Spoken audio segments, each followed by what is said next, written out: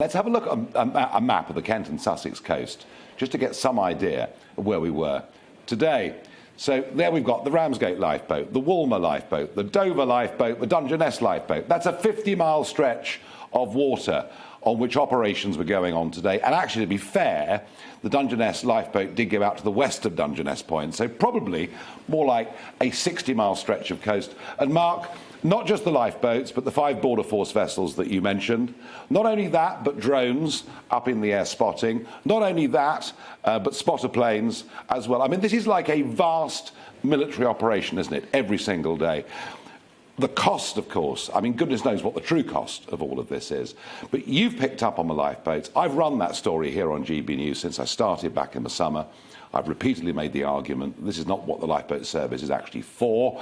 It's for genuine emergencies at sea, that it's unsustainable, that donors are unhappy. And I received a wall of abuse for daring to suggest it. But you can now see this very clearly. I mean, the Lifeboat Institute in Kent's in trouble, isn't it? Yeah, and I think that many people actually who are volunteering on the boat will agree with you, because they are trying to hold down their normal job of work. Many of them might be self-employed, others may have an understanding employer. It's a bit like the fire service, a volunteer retained fire service. Your employer will put up with that, knowing that it's maybe only every 3 or 4 days that you get a call out and you're serving your local community.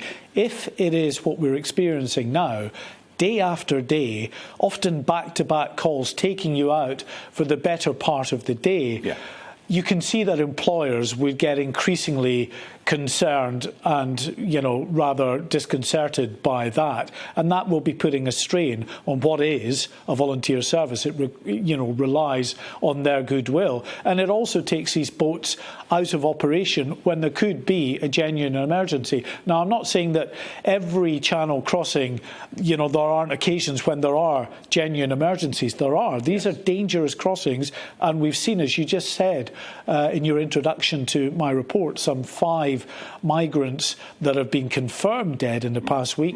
Others that we believe have died, but they're missing at sea. It is dangerous, but of course, when the RNLI are concentrating on calls which are effectively the migrants told by the people traffickers to dial 999, because then you're guaranteed a pickup by the British, then they are not available, clearly, to go to other incidents that they might be required to go to. And of course, they are then having to attend back-to-back calls and working all these hours. Well, Mark, you and I will go on covering this story because we think it matters. I'm asking you tonight whether you think this matters, and it is still to me, thank you, it is still to me a source of incredulity that with deaths mounting, with the numbers coming into the country going through the roof, that the rest of our media have decided this is not a story because you at home simply won't be interested. I think they've got this completely and utterly wrong.